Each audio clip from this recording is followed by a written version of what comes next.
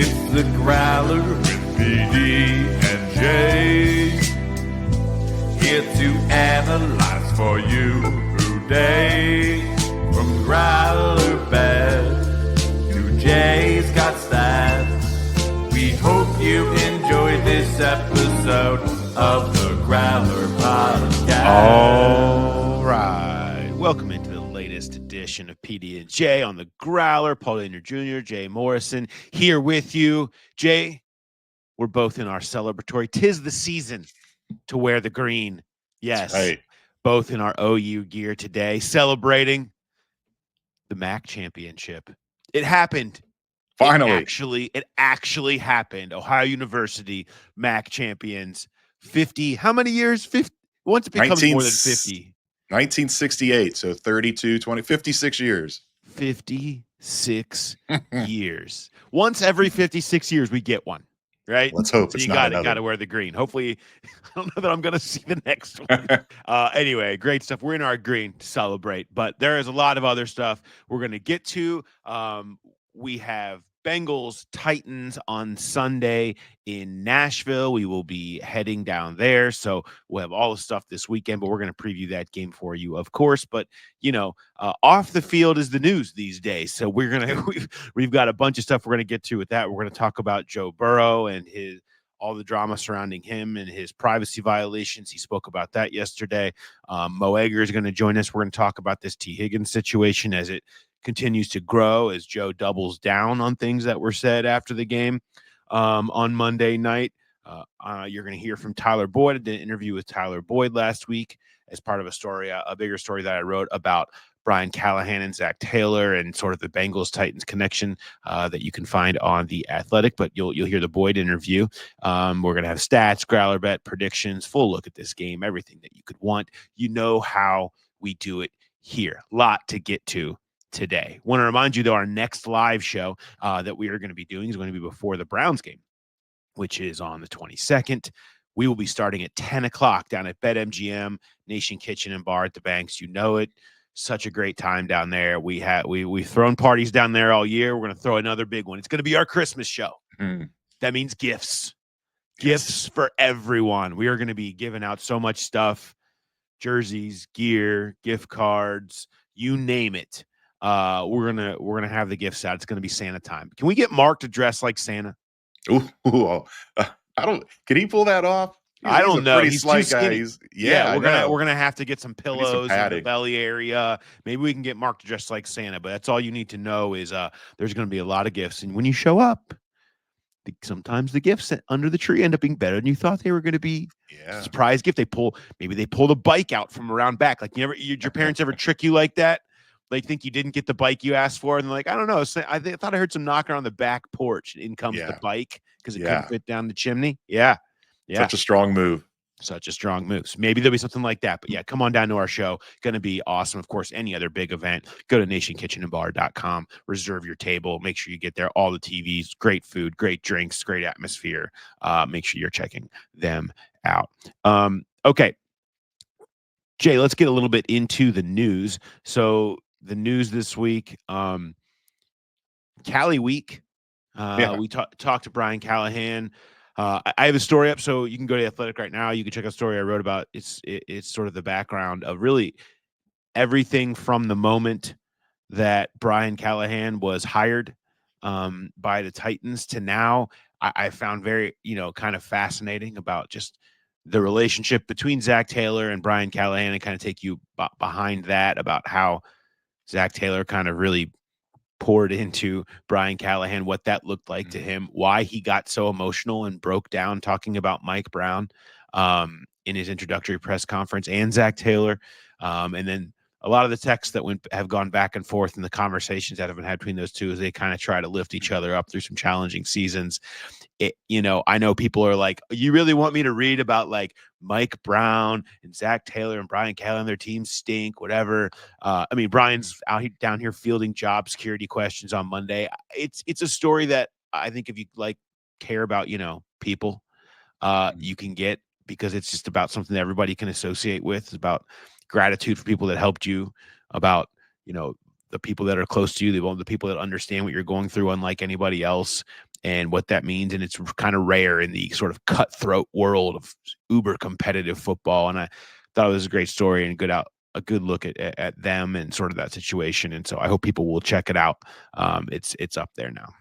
Yeah, and I mean, there's football stuff in there too.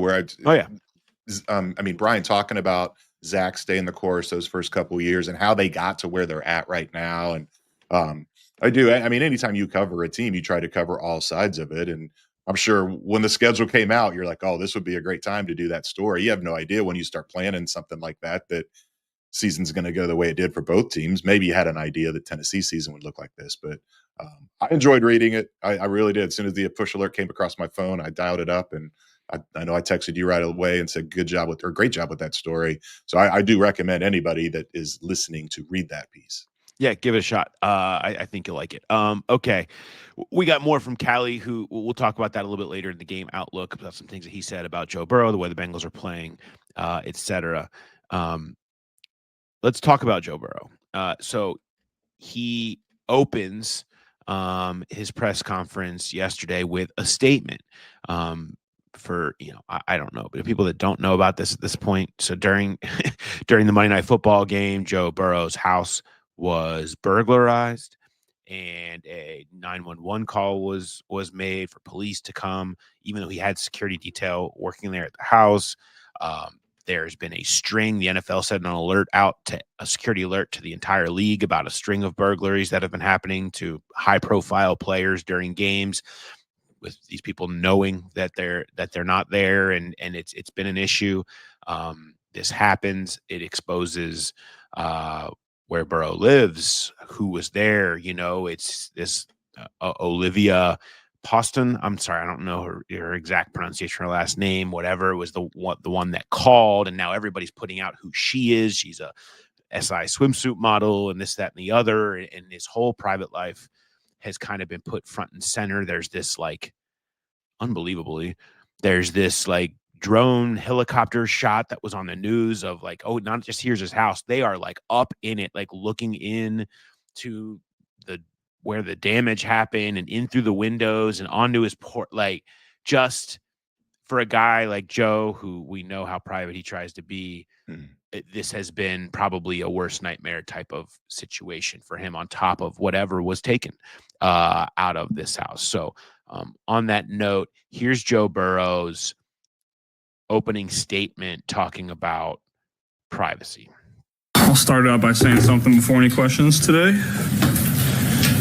So obviously everybody has heard what has happened. I feel like my privacy has been violated in more ways than one, and way more is already out there than I would want out there and that I care to share. So that's all I got to say about that.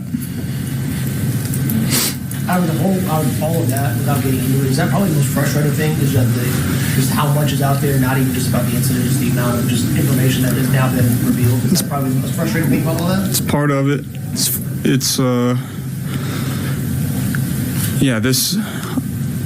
We live a public life, and one of my least favorite parts of that is the lack of privacy, and that has been difficult for me to deal with my entire career. Still learning, but I understand it's the life that we choose. Doesn't make it any easier to deal with.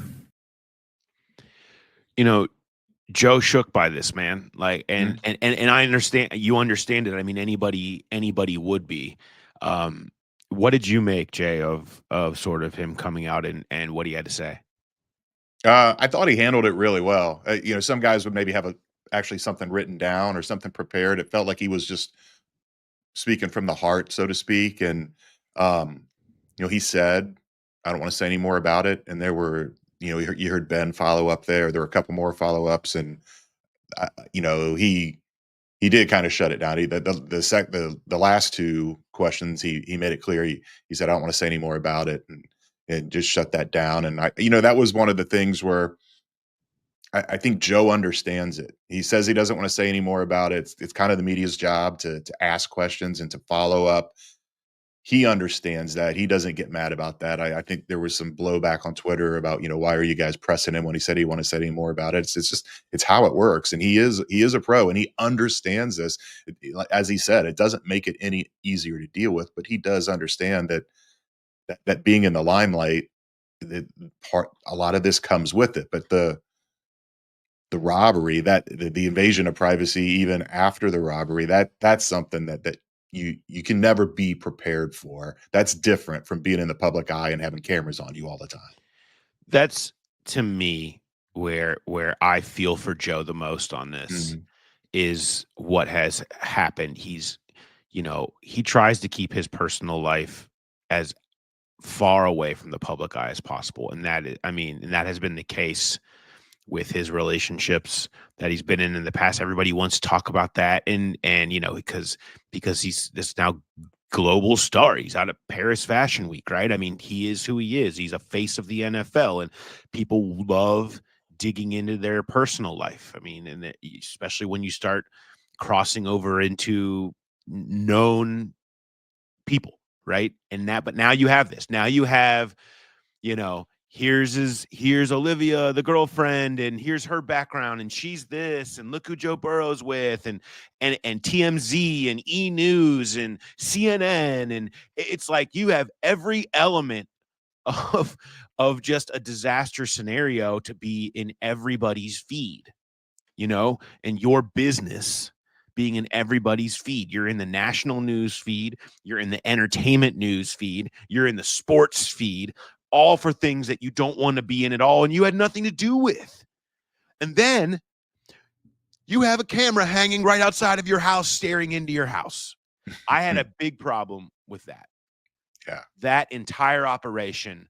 Look, if someone burglarizes my house, I better not have somebody coming up and like dropping cameras to look inside of my house after that and think that that's okay. And I don't like that one bit.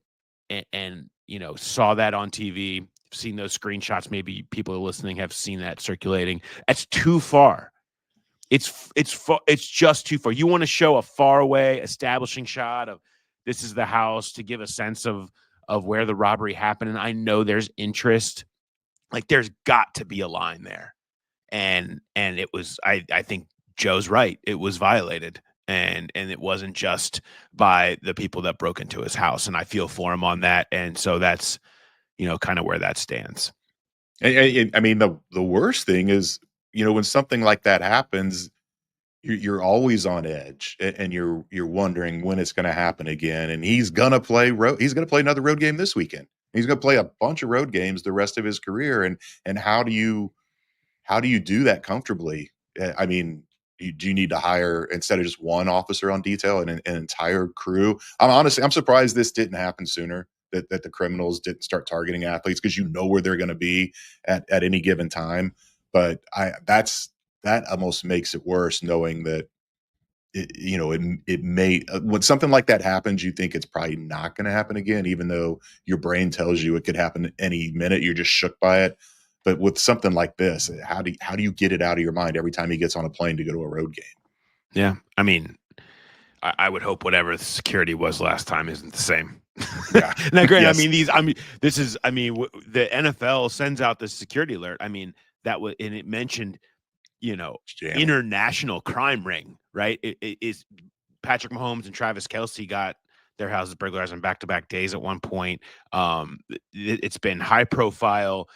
I mean, this is as big as it gets, or at least that's what the NFL was worried about, the type of stuff that's going on. This may be different. It may not. I don't know the details, and nobody does yet about that investigation. But I think upping the security at the house probably will be happening, I'm going to guess, on Sunday.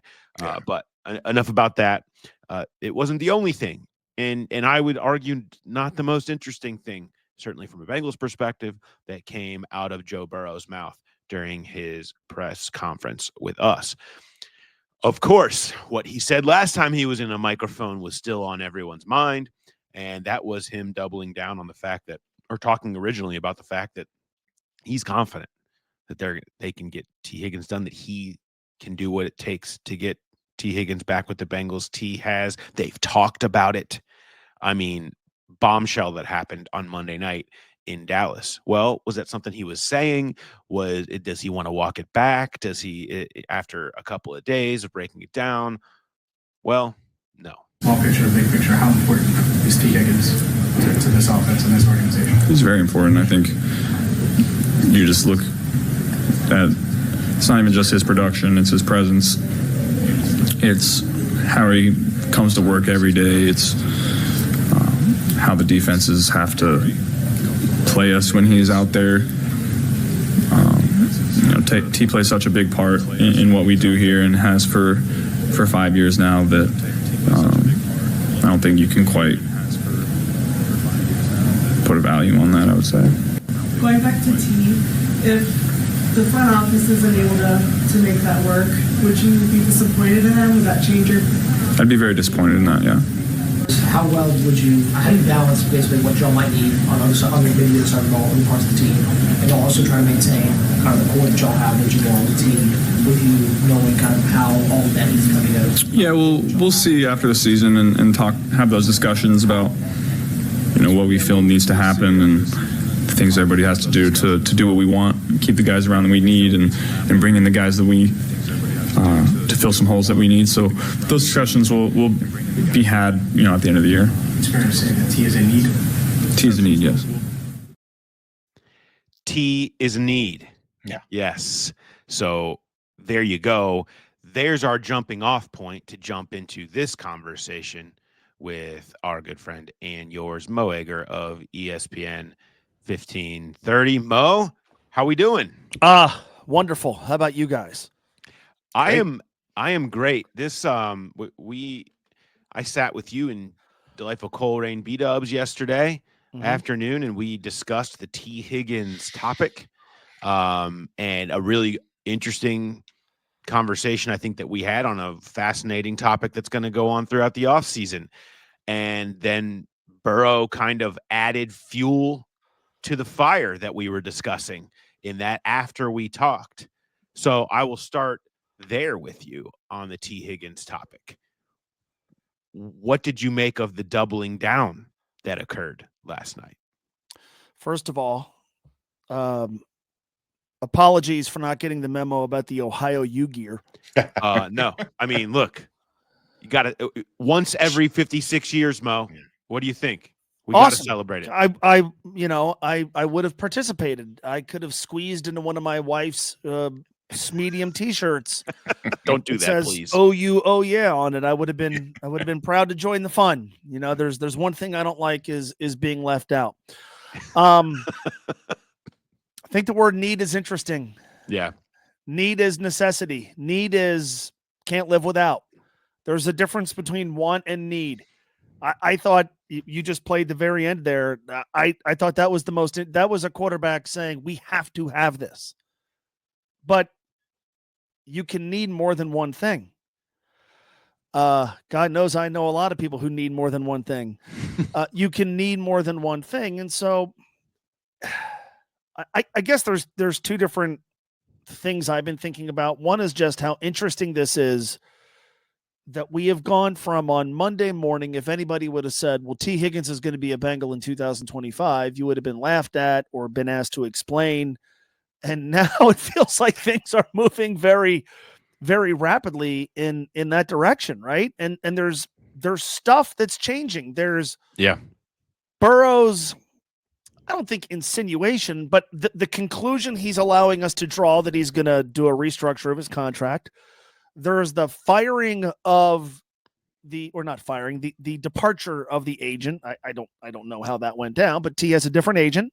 Yeah, and David Mulugeta no longer had tipped to Kelsey Conway, who had that story yesterday about T parting ways with David Mulugeta, who has been the centerpiece of major Bengals contractual issues, Jesse Bates and now Tee Higgins. Yeah, so that sort of felt like an impediment, if you will, to this getting done. So that's changed.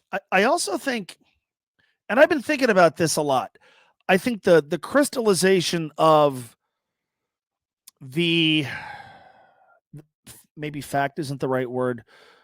The notion that Tee Higgins is a number 2 wide receiver, number 2, and that what I think is really fascinating, I was really interested in seeing what would happen if T would hit the open market, because is there a consensus on Tee Higgins? Like, good player, very good player. You would want him on your team. But, I think back when this whole thing started, there was this belief that, man, when he hits free agency, he's going to be paid like a number one. And it only takes one. But is there sort of the acceptance that, all right, T's a number two, and so maybe it's best if he just plays here as the number two and gets paid like a dominant number two, and that's better than hitting the open market and trying to be paid like one of the top end wide receivers in the sport when he's on a team that has the top end wide receiver in the sport right now, who's going to get an insane amount of money. So it's just interesting how this has gone from almost a non-topic to now the dominant topic. That's interesting. And not only is it going from a non-topic to the most dominant topic, it feels like the outcome is more likely than not to be what we didn't think it was going to be just 4 days ago. It's remarkable. I mean, that's remarkable. But I keep coming back to this: fix the offensive line and fix the defense. And I say that doesn't mean you can't sign Tee Higgins and do those things. There's no one way to build a roster, but they have Tee Higgins on the team now. They have Jamar Chase on the team now, and they have a Joe Burrow who has played every game on the team now, and they're 5-8, and we're debating whether or not they should be in the hunt column. What's going to happen to ensure that a year from now the Bengals are going to be better than 5-8? And I view Tee Higgins being on the Bengals in 2025 as less important than the answers to how they're going to fix the defense. And I mean, like, legitimately fix it. What? Yeah. If they could just be legitimately fix the defense, a unit that you could put on the field and feel like that bunch can win games for us, like they had in 21 and 22. And I kind of talked about this a little bit with you, Paul, yesterday.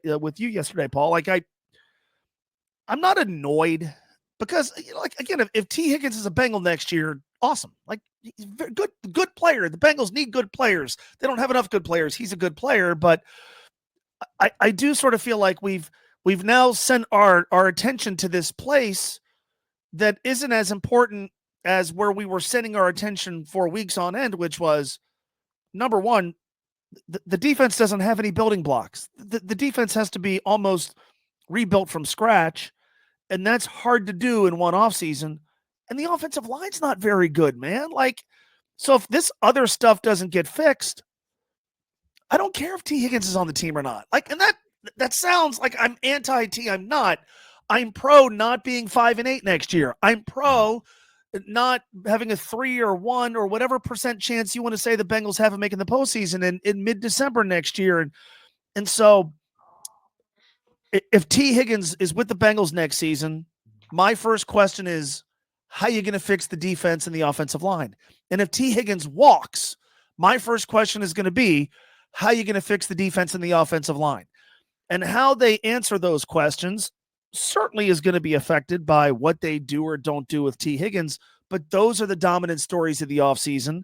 And I know the people who I like to think that the people who run the Bengals know that.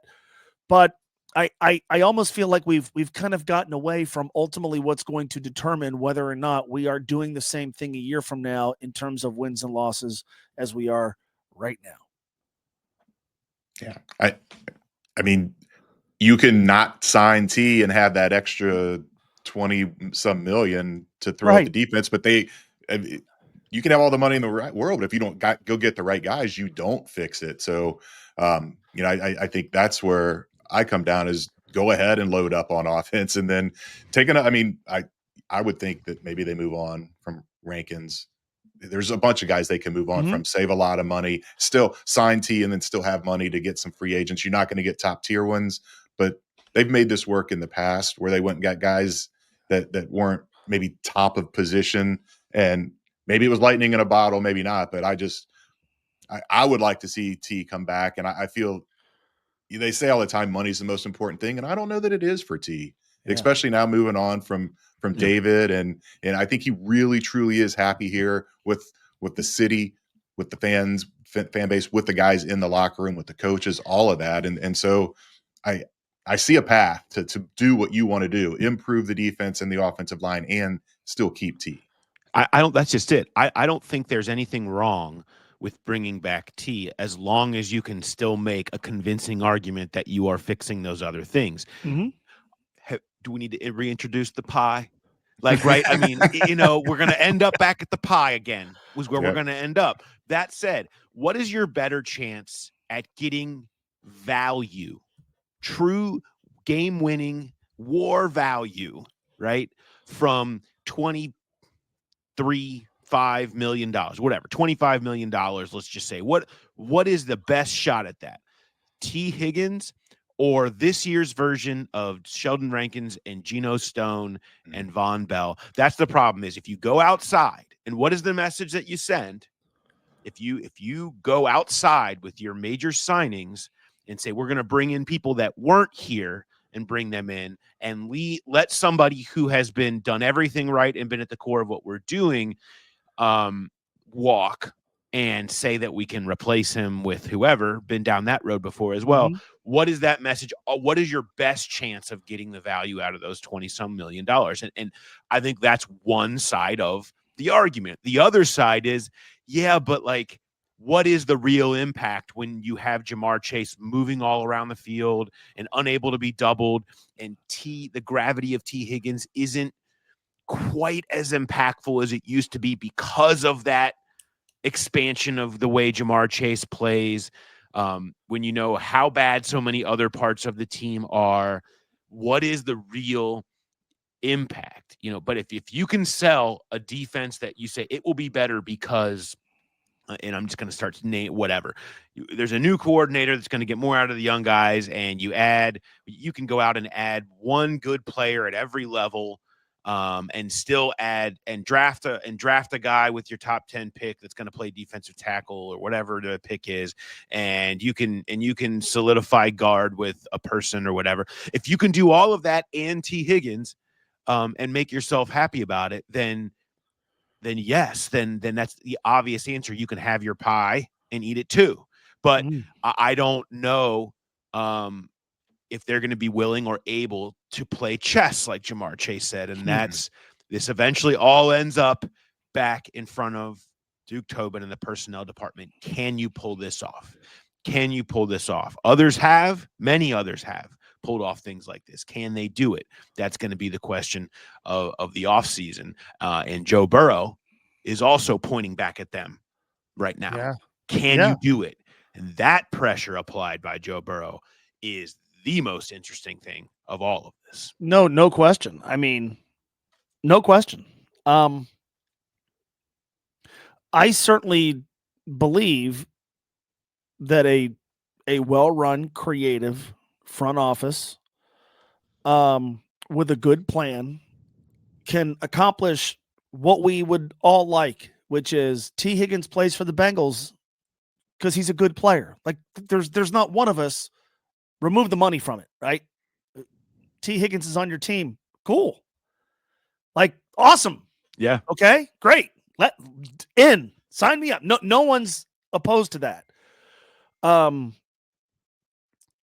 And so I think a good, creative, well-run front office with a plan can keep Tee Higgins and fix all the other stuff. Throwing a chunk of money at Tee Higgins, I guess, makes doing all that other stuff a little bit more challenging. But okay, can they rise to the challenge? I think, unfortunately, though, we've watched what the Bengals have done over the last couple of years, which is pay offense, draft defense. It hasn't worked. So pay offense, draft defense is 0 for 2, 0 for 1. I don't know how we want to categorize it. I think there's justifiable skepticism as to whether or not they could pull this off by continuing to do what they tried to do this year. for lack of a better way of putting it. They kept Tee Higgins and paid him franchise tag money, and they're paying offense, and they've invested in the offensive line. And I think there's some legitimate skepticism as to whether or not this front office can pull this off. Can a front office pull it off? Yes. Can this one? I don't know, man. Yeah. And that's your problem. You think this has been a Joe coming out and speaking like this has been a case of Joe and his agent, Jamar, T, all of them talking and coming up with this plan, and they feel like they can make it happen, so he's speaking about it? Or is it they had these discussions with the front office, and that's why he feels like it can get done, and that's why he's speaking about it? Or has there been no conversation with the front office about this possibility, and this is Joe just lighting the fire, putting the heat on the front office, letting them know where? I don't think that this is from no conversations with the front office. I think you don't you don't not talk for a second to the front office and then part ways with your agent. Okay, like because I can tell you right now, David's strategy since day one has been the same thing David's strategy always is, and that's nuke it, accept nothing but exactly what you want until you bully your way to free agency where you can have the market in your favor. And that has worked for him. He's cut many major deals. It also does tend to torture his clients in the process as they go through that. And T, I think, has felt that. We've seen that from him this year, worn down by all of this stuff. He doesn't want the drama. He wanted to sign right away just to be done with people talking about it and deal with it. He had the appreciation he showed for $22 million that he's making this year. Like, all of that stuff, I think, compounds to look at it and say, man, I'd be so happy just staying here, playing with Joe. There's got to be a way we can do this. To think that and Burrow's confidence and the will see and everything else and the pressure that he's putting on the front office, to me, says that there has to have been some conversations about them saying, look, this is the issue at hand with keeping T. This is the structure we need. This is what y'all would have to do to find a way for us to make all of it work. And them going to each other saying, we can find out a way to make this work. And maybe at that point, T's agent was like, I'm not doing that plan. This is about me getting good deals for my guys. I'm not taking an L in free agency because you want to stay with your boys. I don't want it to look like I lost. And maybe that's it. And this is me inventing this scenario. But in my head, that's the most likely way that this went down. And so I don't see any way that any of that could have happened, especially knowing how much Joe and everybody, it does stay in constant conversation with people around the building, with the Duke Tobins of the team and such, that's just, they'd never even asked, right? Like, there's just no way that that's a part of this. So to me, I think, yes, I think it feels very much like there's been a lot happening behind the scenes with all parties involved about how to keep this together and how feasible it is. And so I don't expect Jamar to take a dime less than what he wants and demands. And I think his tone kind of made that apparent. And maybe T is the one taking a little less, and maybe Joe's the one in the middle willing to restructure. Maybe I don't know what it is, but it does certainly feel like there's been a lot of talk happening behind the scenes about this group. There was just that I know something you don't know look, feel, vibe, smirk on Monday night after the game. And so, I think I can't imagine Joe Burrow just I'm going to spout off and pop off because T and Jamar were tri-captains with me, and this is my chance to go and riff. He certainly seemed like he was coming from a place of knowledge and coming from a place of genuine belief that there are things that can happen for me to get what I want. And again, like, awesome. I mean, I think it's awesome that he did that. I think it's awesome that he came out and spoke out. I think it's awesome that we maybe get a sense of the real sway that Joe has in the organization, because one of the things I've wondered is, folks on Monday night, it was Joe Burrow with comments, shockwaves. Well, yeah, it sends shockwaves through the fan base, and we're all reacting to it. But like, are those shockwaves really being felt inside Paycor Stadium?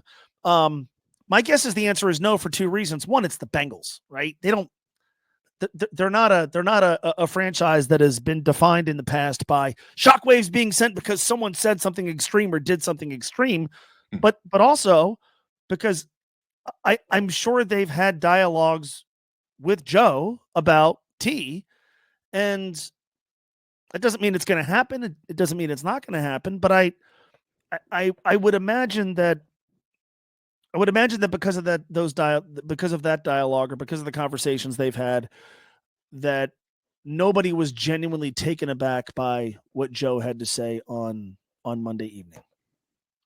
No, I don't think so at all. Mo? But here's what I know. Well, here's what I want to know. What? So let's say Joe, Jamar, and T are not tri-captains, right? Right? I mean, but let's say they're not, then the chances are there's no question asked after that game about Joe, Jamar, and T being tri-captains, and then we don't get that answer. So what? Because these are the things I think about in my spare time. Like, when would this then have become a thing?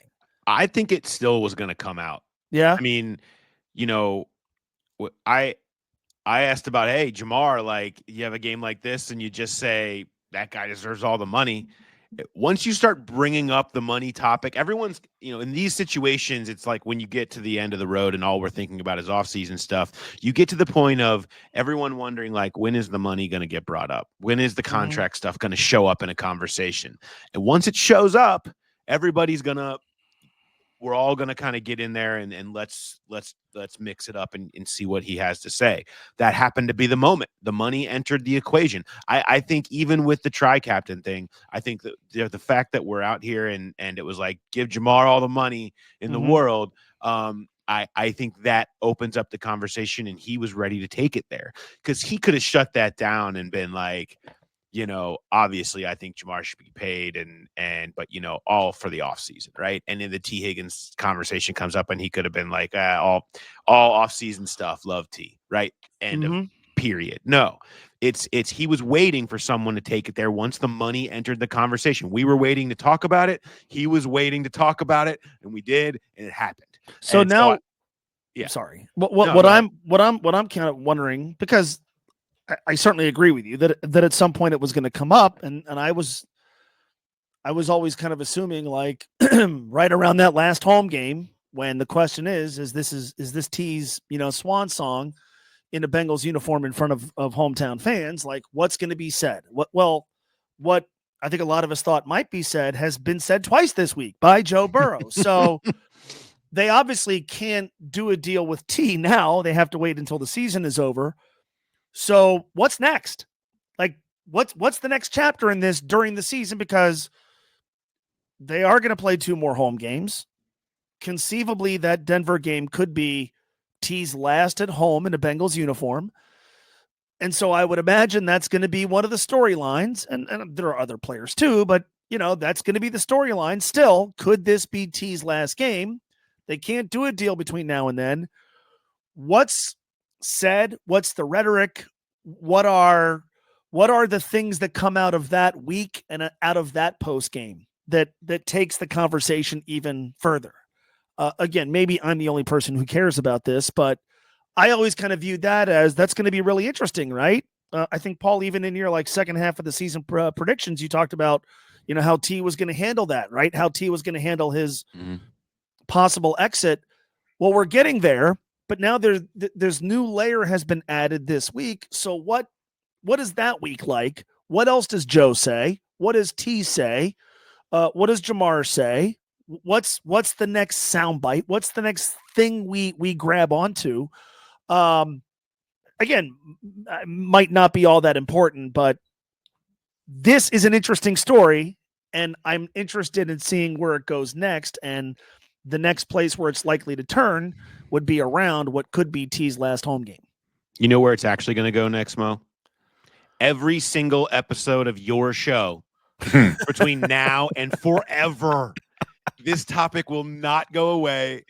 I didn't think anything could surpass the Jesse Bates and Joe Mixon combination of two topics that just lived in every single sports talk show that this town has to offer for years on end. But now we're going on. What are we on now? Is this year 3 of this being an everyday topic, basically, of, oh, what are they going to do? Are they going to be able to pay Jamar and T? Really, since the moment Burrow signed, essentially, it became all about this, and it's not going away. The worst thing that could happen for you is actually the best thing the Bengals could do is the season ends, and the day after the season on locker cleanout day, it's Jamar and T, and let's say Joe Burrow sitting up front with a press conference saying, we've all signed and restructured. And Yes. it's done. We're all here through 2029. End of story. And they're fixing the defense by doing X, Y, Z. Like, all of a sudden, it's like, oh, the entire offseason is shot. We're talking about pitchers and catchers, right? Like, that's not good. But that's, it's going to live all offseason again, and we'll see if it ends up go as disastrously as last offseason did. Well, it's already altered our plans next week for the shows we were going to do previewing the Cure Bowl. Hey, it's going to be big. Highly anticipated. Friday at noon. Highly like, what do you, I mean, you guys going to the game? You guys going to hike down to Orlando? You guys going to be out watching it somewhere? Like, what happens on next Friday at noon when Jacksonville State and OU? Look, I'm not laughing at you. My team's not even close to a bowl game. So, whatever. So, like, what's the plan? Live pod, live event? What's happening? Well, we will talk to Zach at 1 that day, and Okay. then I believe maybe we'll go have some pops at the bank and watch the second half. We've been known to do such things. We've got lots of gear, as we're proving on today's show. I don't see any reason why we wouldn't. I mean, do you think it's the Friday before the Browns game? Yeah. Tell Rapine that the Bobcats are playing, Jay, and get down and watch OU. I'll join you guys. I will come down. There we go. Yes, all right, I'm in. You meet us down there. We'll meet down at Nation Kitchen. We will all the TVs on. I'll play. We can pay some bets that we make with our heart, and we'll watch it all play out down there. Have some pops. That's what I'm saying. Let's do it.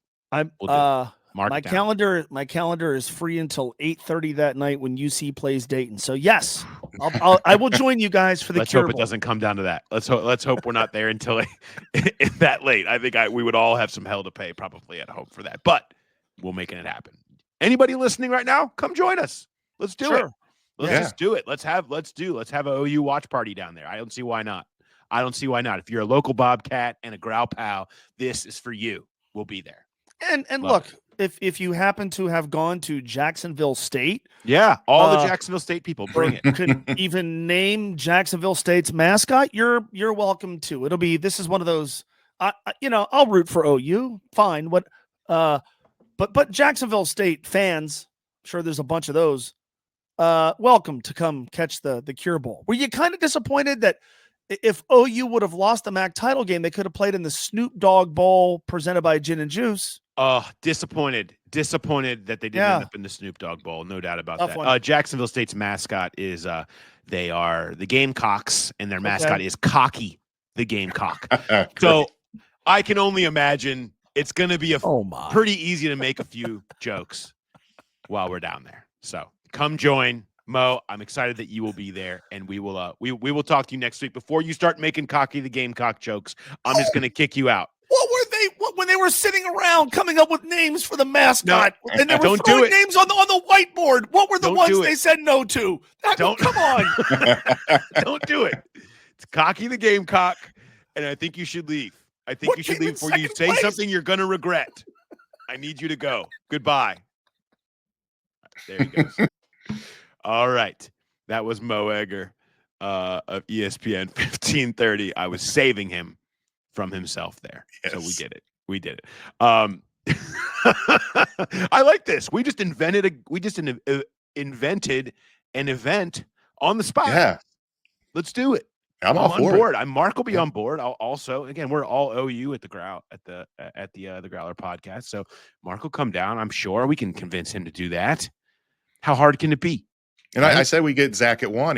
We get him a little bit after 12, so we would be there probably even before the first half ended. Well, we could. I mean, look, I'm here for it. We'll make it happen. We will find a way to make it happen. Love it. And maybe someone can show up dressed as Cocky the Gamecock. We'll see. All right, let's get back in. We've got that conversation was, as it always is with Tee Higgins, in this longer than I thought it was going to be, but great stuff. Didn't want to cut it short. So let's just try to dive into a lot of the other stuff that we have for you here. Hey, you're in it for the long haul. You guys have been so great. You know, our listeners, man, you guys keep showing up, even though the team stinks. And the season has gotten weird and it's been maybe hard to consume everything still. I see you. You guys are all still on board. You're sending in your growler bets. You're engaging. You're like listening, and we love you. Thank you all so much for doing that. And we're gonna have this is gonna be another long one for you because we got a lot we still want to talk to you about. There's a lot to talk about with this team. First, before I do that though, I want to talk to you guys about Future Fans. You know our friends at Future Fans already. We've done this. They have an unbelievable way to teach your kids about how football works so that you can share your love of football with them and kind of start creating that bond of something to have as your connection going forward. The best ages are for kids that are between 4 and 8. This was made by a Growl Pal, one of us, a Bengal fan, and it's really growing now. They actually, Andre Yosfas did a local event with the Bengals based on Future Fans here. Zach Taylor's had it with his kids. Mike, who is the co-founder of Future Fans, sent me the picture of Zach using it with his girls. Future Fans with them. Our good friend from Dayton Daily News, Laurel Fowler, was just sent me a message, and she goes, "Hey, I want to get Future Fans for my kids. They were like having trouble and kind of struggling, being embarrassed a little bit about a question about football, not knowing it, and so we're putting it on the list, and we're gonna go get it." And it just works. It worked with my girls. It worked with you. If you have a friend or a family that you're thinking, what am I going to get for this family? You know, I don't know a ton about them, but they love football. They have kids who are between 4 and 8. Bam. Gift for everyone in the entire family. It's not just for the kids, it's for the adults, it's for everybody. You can do it together. It's this storybook, and you learn how it works through parallel learning. I've talked about it so much, I don't need to tell you all anymore. Future Fans Football. Go to futurefans.com, use Growler as the code, and you'll get 10% off. You can grab it locally at King Arthur's Court in Oakley. It's $49.99, and you unlock a lifetime of memories with the kid in your life or one of your friends' lives. So make sure you go check this out. Seriously, can't recommend it enough. If you have a friend or family that you know that has young kids and they love football and want to learn more about it, it's a tough game to learn. This is a great way to teach them. Highly recommend Future Fans. Make sure you check them out. And they're Growl Pals, so support the Growl Pals. Perfect. We always love to support the Growl Pals here. And I know you guys as a community always do. Let's talk about this game. We made it. We're 50 minutes in, Jay, and we're going to talk about Bengals-Titans now.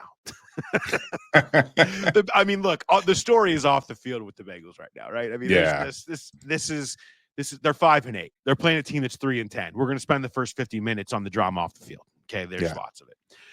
That said, shall we do a Titans rundown? The Titans are 3 and 10. Some rankings from them over the last 5 weeks. Because I'm partitioning out when Will Levis returned. Will Levis was out with an injury. He really was bad earlier in the year. Brian Callahan was cursing at him on national television for idiotic turnovers. He's proven to be very mad at Will Levis on multiple occasions, including one where he was caught saying, "What the F are you thinking?" in the bad slow motion coach angry replay. What the just an unbelievable shot, but kind of typifies the Will Levis experience. That has calmed down. He has played better the last 5 weeks. You're not seeing the idiotic turnover stuff. They've coached that out of him a little bit. He's been a little bit more effective. The last 5 weeks off adjusted net yards per attempt, they rank 18th, which isn't terrible considering where they were. Points per drive, 28th. EPA per play, 25th. So it hasn't been awesome, but turnover margin in weeks 1 through 8, they were minus 11. Since the last 5 weeks, they're at 0. They have eliminated that. That is really the big change that they've had, is they've stopped killing themselves with dumb turnovers. Defensively, they're pretty good, but they haven't been as good of late. Kind of the opposite of the Cowboys. The Cowboys were so bad early, and they were starting to Zimmer was turning it around. They were getting guys healthy. They're much better defensively than their numbers suggested. Here, the Titans have good overall numbers for the season, but of late, it hasn't been as good. In the last 5 weeks, their EPA per play, they're 24th. Points per drive, they're 21st. Adjusted net yards per attempt defense, they're 17th. The story here, Jay, is special teams. Yeah. It's unbelievable. Their special teams has had a season like the Bengals defense. Mm-hmm. And it is just every single week. Through week 10, this was Teron Davenport from ESPN had this. Through week 10, the Titans had the second lowest special teams DVOA ever for a team after 10 games. Only the 2010 Chargers were lower. Former Bengal Darren Simmons assistant Colt Anderson running their special teams, and he is not having a good time. No, and I mean that can happen. You've got a young guy in his first year in that job. If you've got a 3-10 team, you don't have a great roster. So it's the back of a not great roster that's doing the special teams. So that is a lot of the problem there, and it's been everything. They've just been a mess on special teams. All the units. That is somewhere where maybe the Bengals could find a way to make a difference on Sunday against Colt Anderson in that group. The Bengals haven't been great on special teams, but they've been solid. They've avoided until Monday night the block punt, the massive bad play. You kind of take out the drop snap on the field goal. That was just a physical thing, but you always know Darren, even when same thing, they have not a great roster on defense, and he's using those backups to play special teams, and they've been pretty consistent. But yeah, Tennessee, I could see there being a game-changing play, kind of like there was Monday night with the pseudo-blocked punt in Dallas. Yeah, I mean, it just, what Brian was saying, that we talked for a while last week when I was doing the story, and he's sort of like, it's not like it's all on Colt here. I mean, it seems like it's just crazy stuff, just weird stuff that happens every week. It's something else that's weirder, and you fix one thing and another thing pops off, and then there's just like a random fumble. And he's like, it's just one of those years. And I do think you're right. I mean, it's the one thing that people don't talk enough about in rebuilds. People spend all the time talking about the stars, finding stars, and the quarterback. And that's all stuff that's understandably the front and center. But what takes long is getting that quality depth, getting that quality back of the roster where you're having a hard time at final cuts. Like, you're sending good players out into the waiver wire because you've stacked draft classes of guys that are yours, that you believe in, that mesh with what you're doing, and you make it right. They're missing that, and that's where that shows up. That shows up most. But yeah, tough run for former Bengals special teams coordinator current Titans special teams coordinator Colt Anderson, former Darren Simmons assistant. But of course, the connections are abound in this one. Yeah, funny. We've got Brian Callahan, notably, talked about that. Tyler Boyd is, having an okay season, but he's been they've started using him. Will Levis has calmed down. He started realizing, it's a great way to calm down. Go find completions to Tyler Boyd. He still gets open. He still works in the slot. He's still super savvy in there. He still makes plays after the catch. Like, he's still got great hands. And so it's no surprise that his best games have been their best games. That win against Houston, which was a really big one for Brian Callahan, and to start turning it, had kind of some Bengals versus Steelers 2020 vibes to that win, of where you start to see things coming together in a win against a good team. Tyler Boyd very much featured in that one. Chidobe Awuzie has been hurt most of the year, came back last week, got a pick in his first game back. but he's been injured, and injuries have kind of been the story of his career ever since that Halloween nightmare that he had with the ACL, and that continues to be the case. Yeah, and Lou was interesting talking about Awuzie, where he said we hit the jackpot there. Before that injury in Cleveland, he was playing as good as any cornerback in the league. He said, I got pissed whenever he gave up a pass. He was that good, where you just never expected anybody to get a pass on him. And I thought Joe had an interesting quote. I asked him about Tyler Boyd yesterday, and he said, he's meant more to my career than he'll ever know. And that's what happened. You have a guy like that when you're a young quarterback and developing. And so I think that Tyler, he doesn't have the huge numbers that maybe he would like to have, and that he had some of his years here. But he is definitely going to be, or is a big factor in helping getting Will Levis up to speed. Yeah. Joe Burrow, the king of fine completions. Yeah. When he was constantly under duress, desperately needed somebody who could get open quickly so he could find completions right in front of him. And that was Tyler Boyd over and over and over again, especially on third down. And so I think that's part of certainly what he's referring to there. The spread on this game, Bengals by 5 on the BetMGM line, and over under at 47 on that one. Referee, what do we got? What do we got going on from a referee perspective on this one, Jay? I know you've got our referee situation. What's happening?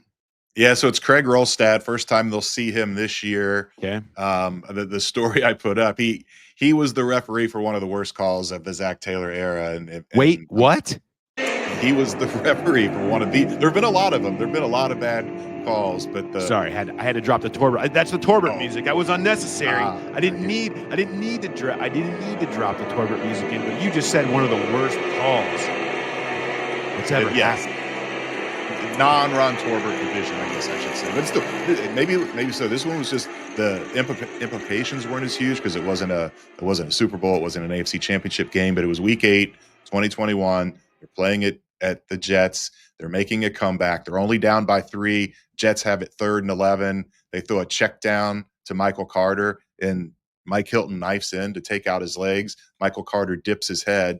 They end up going head-to-head. Tripp Sutter, the line judge, throws the flag for unnecessary roughness, use of helmet, automatic first down for the Jets. They bleed the clock out, win the game. So that it was a really, really poor call, and it wasn't Craig Rolstad that made the call. He was the referee, but he has his crew's thrown at least 16 flags in 3 of the last 5 games. They've moved up to 4th in the league in number of flags they're throwing per game. Bengals have lost 4 of their last 5 games when Rolstad has been working. So there's some omens there. They did win the game in New England a couple years ago in 2022. That was the only win they had. The last time Rolstad had a game was Week 16 last year when the Steelers whipped the Bengals 34-11. There's the sad referee stats for you, the sad referee stats to get ready for flags and bad omens. Love that. Okay, I mentioned Tyler Boyd, obviously, in the connection. Well, last week, as part of the Brian Callahan story, I caught up with Tyler Boyd and obviously talked about Callie as part of the story, but wanted to talk to Tyler a little bit about his own offseason and leaving the Bengals and his time away and now playing them again. So I chopped up about 3 minutes of some of the most interesting things that TB had to say. Good to chat with him again. So here's a little bit of my phone conversation with Tyler Boyd. What was kind of the process of free agency and landing in Tennessee like for you? I mean, was that one of those where a familiar face in a familiar system made the most sense, or did they reach out to you specifically, or how'd you view that? Yeah, I think at the end of the day, whether Callie was the head coach or not, I think Tennessee was still a big team on my radar because I knew that they needed receivers, and I knew they would go get a receiver in the offseason. And they spoke to me. They probably one of the first teams who reached out to me after the season when the free agency kicked off, and just being on my other options with other teams. And once knowing that Callie was going to be the coach, it kind of put me in a position where, okay, well, if I came down to my 3 teams or whatever teams that I had, and all the money is pretty much in the same area. That was an easy pick for me, because Callie's my guy, and I know how he wants things done. I already know the offense, and it was just the easiest fit for me. Plus I knew that Nashville is a real great place and a great team. The defense is outstanding. I just felt that with his offense, I just felt that he'll get that thing rolling. Like he did when he had Jake. Is he different as a head coach than he was as an OC? Have you seen him act differently? Is he louder? Is there any way that you've noticed him change? No, not really. Because the craziest thing to me was, I felt like in Cincy he was more of the aggressor than Zach was. And he would basically, when he came in, he would initiate the mood of the setting of how we play or what we need to improve on, or things were sweet, so it didn't kind of hit me off guard, because he is a great guy. He is a player's coach, and he is a guy that you can relate to. It's very easygoing, but when it's time to put your foot down and get your point across, he was always good at that. So I always knew that he had that in him, and I always knew that he wasn't going to never shy away from letting his voice be heard. Did you ever hear from anybody in Cincinnati, whether it be Zach or front office through the offseason or through your free agency process? Yeah, I always kept in touch with Zach. He's been my guy, and I always appreciate everything he done for me. But in terms of trying to get me to stay there, not quite, just kind of a more friendly thing and hoping for the best for one another, and, just things like that. So will the juices be flowing a little extra then? Is that fair to say? I mean, not in terms of me disliking them because I had left them, not like that, but definitely because those are the guys that helped me. They helped me become a better player, and I definitely want to go out there and be able to compete with the guys that I've been working with my whole career. So I think that'll be the juice for sure, and just being able to just still continue to play this game, man. There is Tyler Boyd talking about, I really liked that right there at the end, about going out there and showing that he can still play this game. And I think that's part of, maybe the message. Maybe it's not like personal against a franchise that he obviously, and players that he obviously still has a lot of love for, but they also did kind of tell him that they don't think that you can still do it the same way. And so that's always going to be in the back of a player's head. But good to hear from TB. It sounds like he's in a good space down there in Tennessee. Yeah, and he did not practice on Wednesday, but it doesn't sound like it's serious. He had a foot injury, but he's not missed a game yet this year. So hopefully he is healthy enough to go out there and enjoy that. Those guys, some will downplay it and say it doesn't mean that much going against a former team, but I did a story a couple years ago because it seemed like every week the Bengals had a player going against their former team. And Ted Karras, a bunch of them said that's a bunch of BS. It always means more when you play a team you used to play for. Yeah. Let's do an RPB off of Tyler a little bit. You have one that's got Boyd in the mix. What's your RPB on this one? Yeah, so just an easy one off the top. It's what'll be more: Tyler Boyd receiving yards, the Titans' longest play from scrimmage, or, given Tennessee's special teams issues, the Bengals' longest special teams return. Okay. All right. I am going to look. Still the Bengals defense. Yeah. So I am going to run with Titans' longest play from scrimmage being the long there. TB has had a solid season, but it hasn't been a knockout. I mean, it's not like he's out here posting big numbers.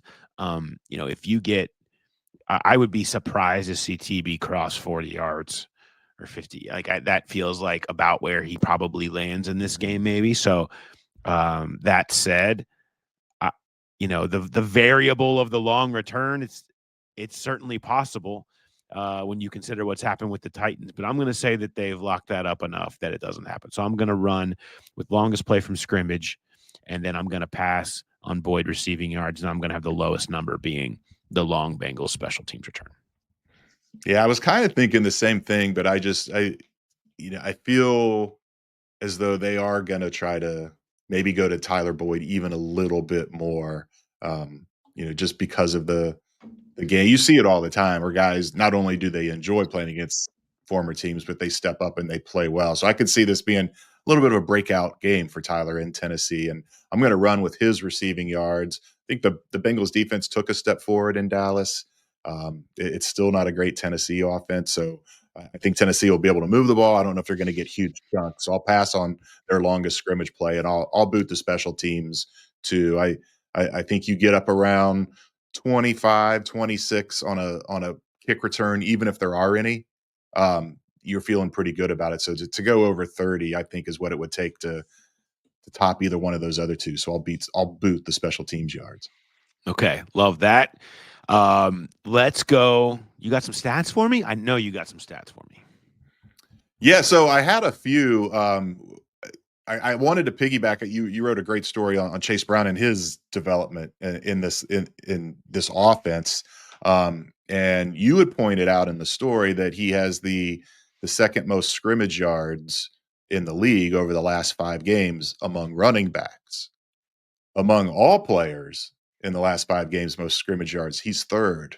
So Saquon Barkley's first with 819. Chase Brown third with Jamar Chase 659. Right. So a guy on his own team that's taking touches and yards away from him, and he's still third. It says a lot. And he's had 5 straight games with at least 90 scrimmage yards. The Bengals' record is 8. Would you care to guess? And it may not be an obvious.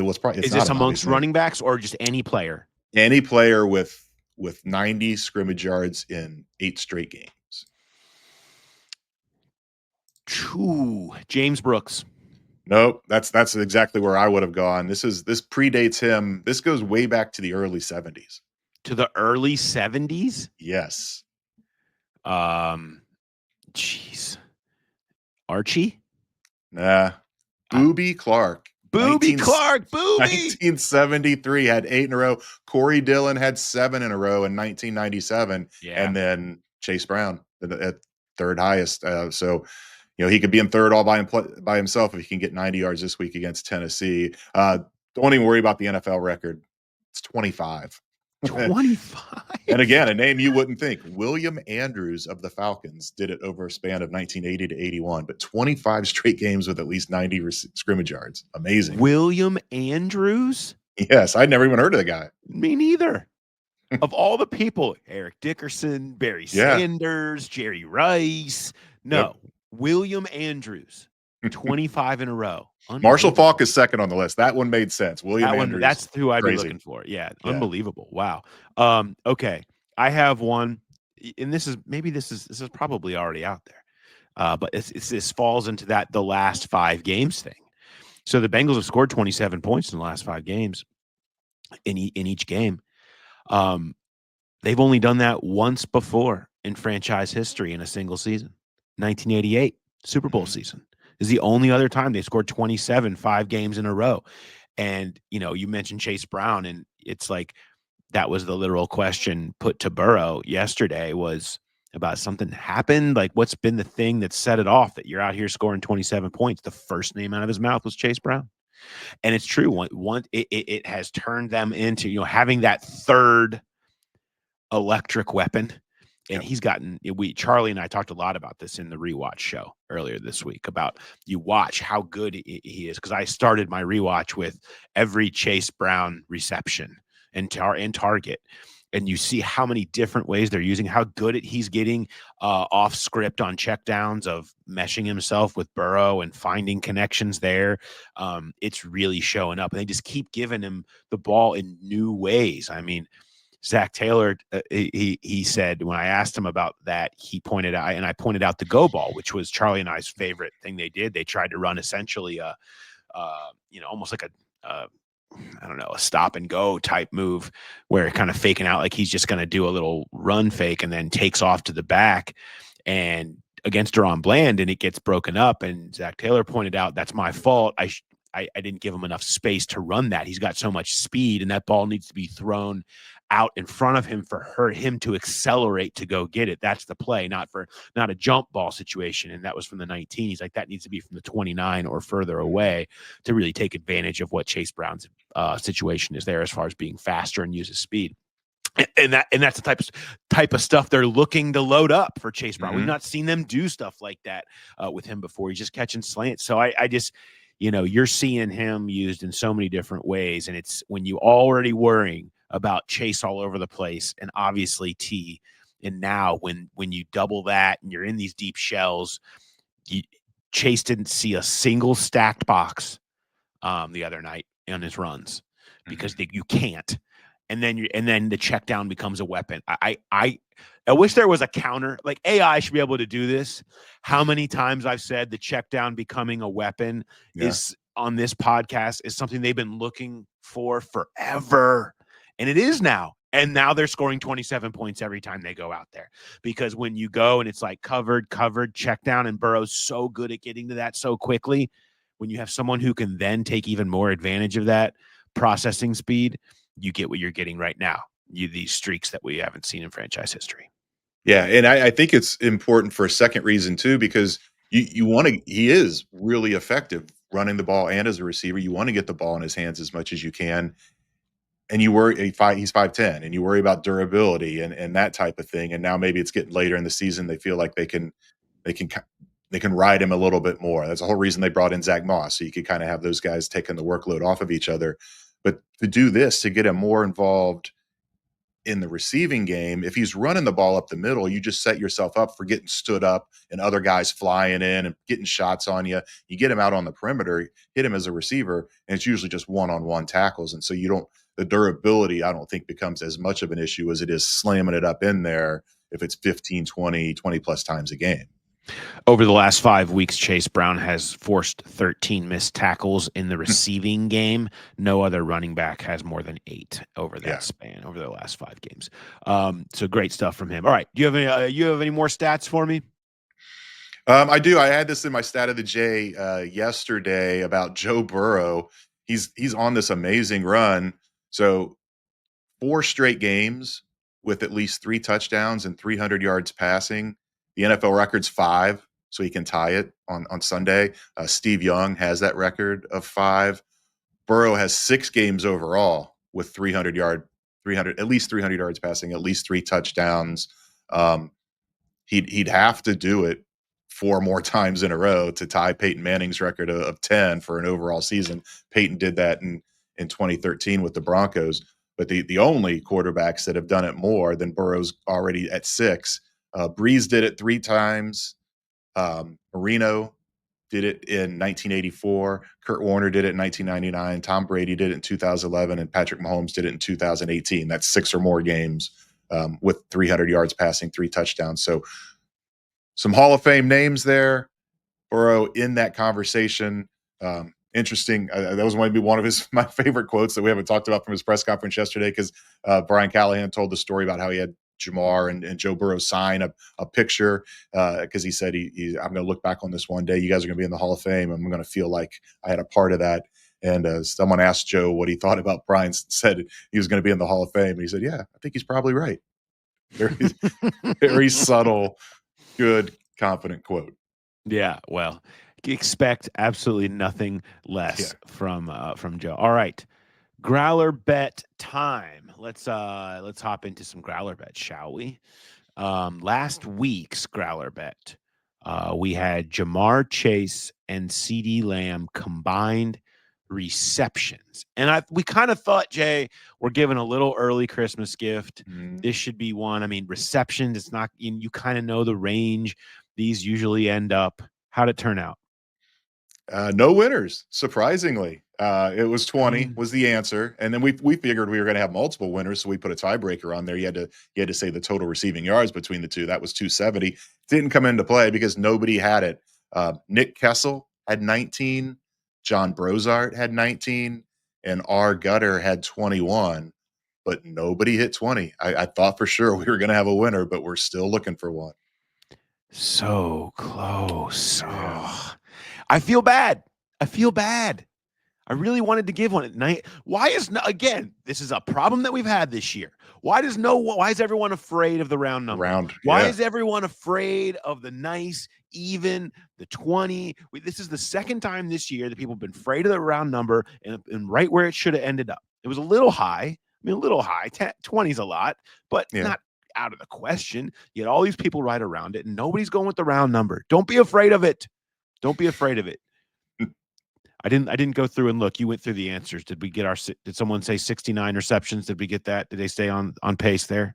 Yeah. Harambe. Yeah, of I course. can't remember the full name, but he went 69 catches for 420 yards. So he played with both numbers. Nice. Not so close.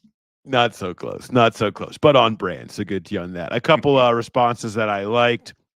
I just have a couple. One from Austin Ward. Jerry had a little lamb. Nice little combination there, using a couple little things. This one from Ray White, and it was he attributes the quote to Homer Simpson. All Bengal losses suck, but if you keep at the Growler bet, you might find at the end that you've managed to kill some precious time. A Simpsons quote for you, and then had a photo of Bart Simpson writing on the board. His answer was Bart Simpson writing on the was what he wrote on the board. Well done, Ray White. Always next level. Always appreciate that. Okay, this week's Growler bet though. This week's Growler bet. You know, we spent a lot of time talking about Tee Higgins, Jay. Yeah. So it feels like we should make the Growler bet about Tee Higgins, who is coming off a game that he said he didn't play well. He didn't post big numbers. Jamar got force-fed all those targets and went off, obviously. What happens? Are we going to see a rebound from Tee Higgins? Tee's had some big moments and some not-so-great moments in Tennessee. What do we see from Tee Higgins? So we're going to go Tee Higgins receiving yards. And I think I'm going to go range because I feel bad for you guys. I want to give away gift cards and bar tabs to our live events down at Nation. And we could even get one that could be waiting for you at our OU versus Cocky the Gamecock party. Okay. We could do this. So I want a winner. Let's go a range. I'll give you one in either direction. Is that not very Christmassy? Is that a little too Grinchy? I mean, that's really three because you go one direction, then the actual number one the other. So as long you got a 3-yard span is available to you. All right, so we'll do that. Send us your guesses for Tee Higgins receiving yards on Sunday against the Titans. If you are a winner, then a bar tab at Nation Kitchen and Bar can be yours, and you come claim that at one of our live shows, or maybe at our watch party that we just made up earlier. Yeah, I think this is going to be different. I think you're not going to see Tennessee do what Dallas did. And Dallas, they single covered Jamar a lot. When you do that, Joe's going to throw to him every time. I think Brian's going to know that they can't do that. I think there's going to be a lot of focus on Jamar, and this is going to be Joe Burrow going where the ball needs to throw, getting the ball where it needs to go, and that's going to be to Tee Higgins. I think he goes up over 100, just barely. And I'm going to go 101. I'm going to go 8 catches for 101. I know catches aren't part of it, but you want to be on the record. You want to hit it. I mean, you want to hit it both ways. I don't think that they're going to stop, for giving it to Jamar at the levels that they were. Also, remember, Brian Callahan gonna know what frustrates them the most, right? Yep. And it's going to be that Baltimore style short possessions, playing over the top. And we've seen that work. And a lot of times the attention on Jamar can turn to T. I don't think it's going to be a huge game for T, though. I'll say a little bit more pedestrian. I'll go 60. I'm going to go a nice round number, 60 yards for Tee Higgins in this one. And I'll say 5 for 60 for Tee Higgins in this one to try to get it right. So send those in, of course, to the Growler Podcast at gmail.com. The Growler Podcast at gmail.com. Send in your submissions and you could win. Of course, put Growler in the subject header, and that brings it to our attention, and make it funny, and we'll obviously talk about you on the show. Make me laugh, people. I need it. I need it right now. So hope to see that. And then you can still submit on Twitter if you'd like, hashtag Bengals Growler bet there. And we'll see that and make sure we take a look at those. Okay. That said, what do we got next? Predictions? Yeah. Okay. What do you got? So I think the Titans are going to be able to muck it up like a AFC North game, like you said. The running game has improved with Pollard and Spears. Will Levis is getting better at getting on the run, getting out, making plays with his feet. I think they can shorten the game, limit the possessions.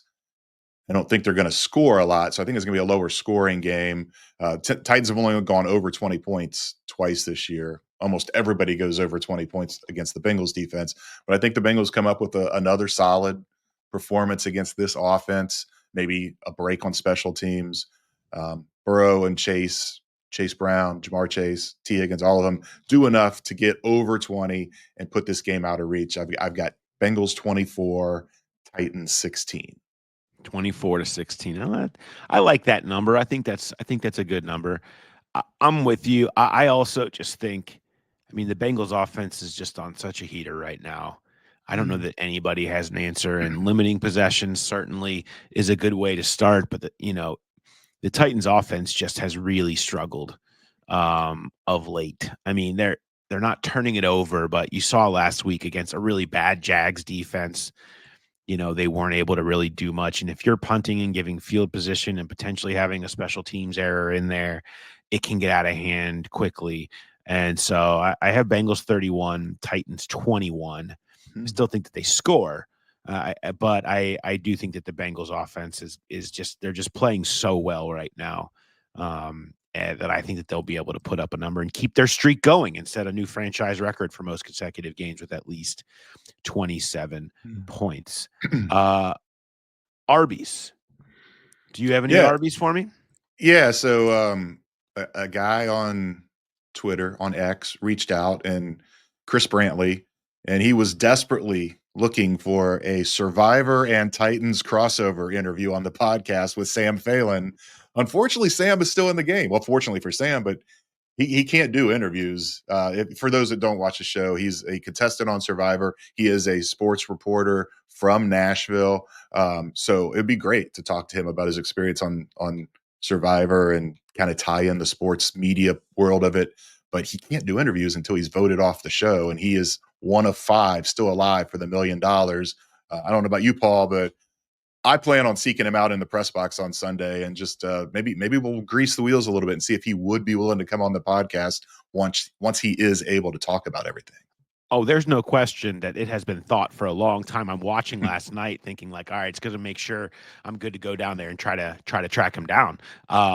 Sam writes for A to Z Sports. You can follow him on Twitter. But yeah, no, he's still alive, done a great job in the game. He was part of Operation Italy, one of the legendary moves in Survivor history. And so I certainly got to give him props for that, which was fun to watch, and it's coming down. It's looking pretty good. This season has been a good one. I've enjoyed, of all the new school, I've enjoyed this one a lot. I think I haven't, on the for the record, I haven't finished last night's episode. It was 2 hours, so it's okay. I went past the first vote out. Okay. So I don't know where that ends, but I have some thoughts on where I think the season will go in from where I'm at. But I do think it's been highly entertaining. I love the Operation Italy episode, and I've got my money. Maybe I'm going to look stupid because this maybe happened last night, but it's hard to deny the way that Rachel is playing right now. So she has to get through the next vote. She's played one of the best games that you'll see in Survivor. She's just playing at an unbelievable level. Her target level is very high now, but she just got to find a way to get to the end, and it would be all hers. Kudos to her. We'll see how it goes. Maybe it happened last night, and I'm sounding pretty stupid, but I just haven't been able to finish that yet. But we'll get there. Mine. I got to shout out my guy TK at Mad Tree. So we go to Mad Tree quite often, and I'm always there. And when we see TK, he's actually a mutual friend with myself and my wife, but we've talked many times. And so we're there, and I have made a big deal, and I've talked at length with TK about this, about my love of Dreamsicle. I love Dreamsicle. It's my favorite beer. It's a summer beer. It's a great summer beer. It's got a little bit, it's just a subtle hints of like the orange and vanilla, but it's not overwhelming. Like too many of those beers end up, they try to do citrus and this, that, and the other. And it's just like, Jesus, I don't want to squeeze an orange into my mouth, right? Like you want to still have beer, but also just give me something subtle. It does it perfectly. It is honestly my favorite beer, specifically in the summer. Love Dreamsicle. But they don't have it all the time. And so I'm always like, why don't you have it? And so I make a big deal when they don't have it. And then they have it sometimes at very weird times for what I view as a summer beer.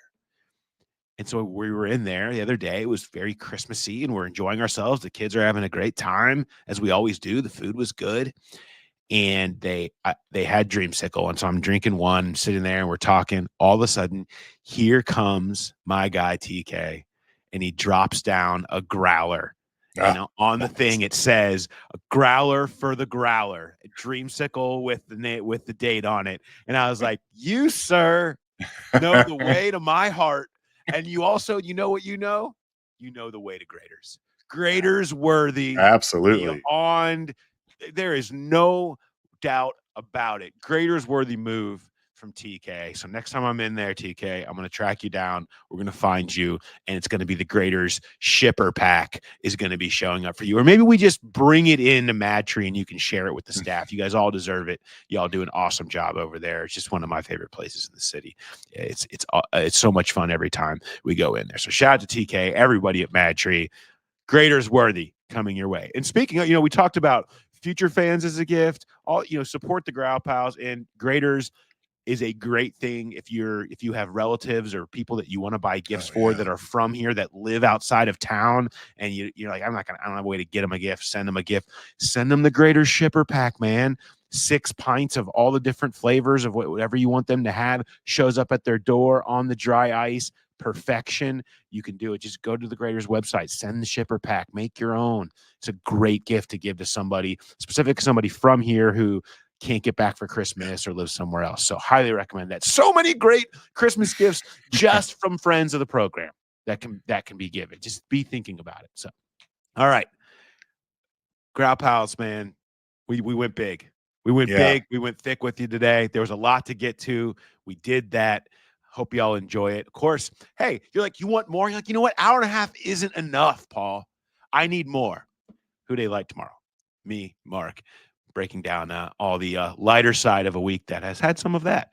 So we will have all of that and get to a ton of your questions. You guys have been still filling up the inbox. If you're listening to this, you can still get those in. So send the growlerpodcast@gmail.com. If you have any more questions that you want me to answer on the show, we'll get to as many as we can. So, all right. Thanks everybody for listening, sticking with us, and we will talk to you next time. Have a good one.